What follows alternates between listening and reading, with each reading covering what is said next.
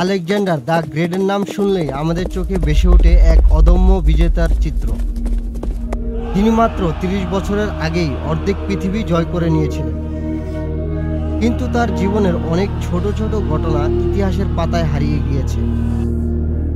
এইরকমই একটি কম পরিচিত কাহিনী আছে, যা তার চরিত্রের আরেকটি দিক তুলে ধরে। ভারত অভিযানের সময় সিন্ধু নদ পেরোনোর পর আলেকজান্ডার ও তার সেনারা প্রবল ক্লান্ত হয়ে পড়েছিল। দীর্ঘ পথ চলা, গ্রীষ্মের দাহ্য রোদ আর ঘন জঙ্গলের কষ্টকর যাত্রা তাদের শরীরকে নিস্তেজ করে দিয়েছিল। একদিন দুপুরে প্রচণ্ড তৃষ্ণার্ত অবস্থায় সেনাদের মধ্যে পানি খুঁজে পাওয়া গেল না। সৈন্যরা বালুর উপর বসে পড়ল, আর দূরে কয়েকজন পানির খোঁজে বের হলো। অনেক খোঁজাখুঁজির পর তারা একটি ছোট্ট পাত্রে অল্প পানি নিয়ে ফিরল। সেটুকু পানি দিয়ে এতগুলো সৈন্যের তৃষ্ণা মেটানো অসম্ভব। সবাই ভাবল, এটা সরাসরি রাজাকে দেওয়া উচিত, কারণ যদি তিনি শক্তি ধরে রাখতে না পারেন তবে গোটা সেনাদল ভেঙে পড়বে। তারা পানি ভরা পাত্রটি আলেকজান্ডারের হাতে দিল।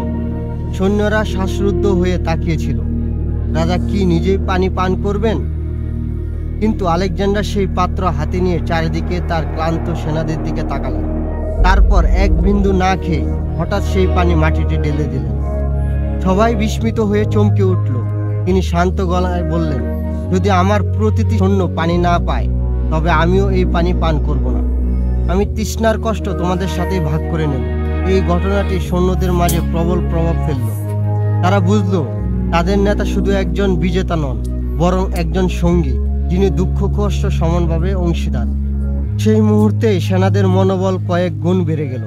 ক্লান্ত শরীরেও তারা নতুন উদ্যমে যুদ্ধ ও যাত্রা চালিয়ে যেতে সক্ষম হলো।